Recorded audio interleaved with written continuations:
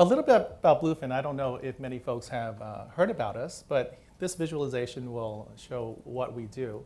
So in general, what we do is we tie together social media conversations with TV. And this example is from the Super Bowl. And this is showing tweets about the Super Bowl while it was happening.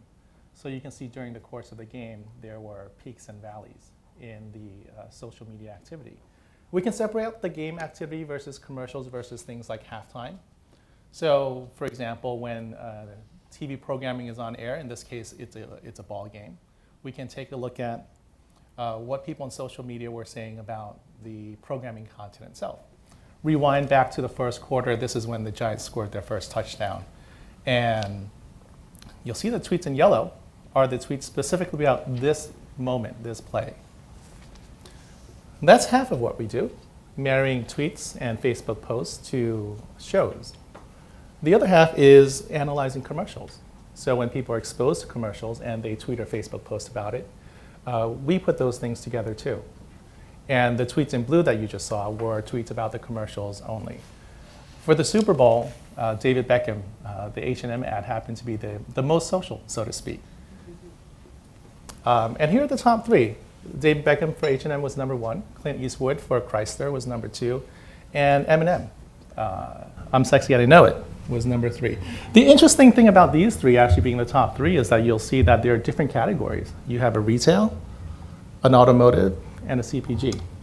And if you remember these commercials, they drove social media to tweet and Facebook posts for different reasons. The first, obviously, there was a sex appeal factor. The second was a very strong Americana feeling. And the third, if you remember this, the red M&M took off his shell. So there's a humor factor. So it's not one thing that makes social media engage and talk. It could be a number of things. So this is just more data from Super Bowl, the game. You can get a sense of the kind of analysis you can do with social media. You can break down by gender. Are males talking more, females talking more? Or you can do sentiment analysis. These are all pretty basic things. We can analyze the commercials. So for this year's Super Bowl, there were over 1.2 million social media comments made about the commercials in a 45-minute time window, so a pretty short time window.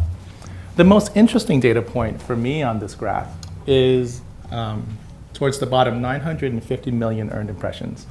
So what that means is that if you add up people's Twitter followers and their Facebook friends, of the people who tweeted and Facebook posts about the commercials, those tweets and Facebook posts made close to 1 billion earned impressions on the social graph. And this activity is growing. Consumers tweeting and Facebook posting about what they see on TV. So 2011 Super Bowl, 1.8 million social media comments. This year, 12.2 million. So that was close to a 600% year-over-year growth.